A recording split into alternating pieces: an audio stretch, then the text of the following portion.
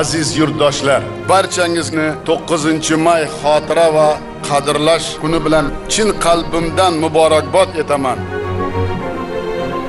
Ikkinchi jahon urushi insoniyat tarixidagi eng dahshatli qirg'in bo'lgan edi.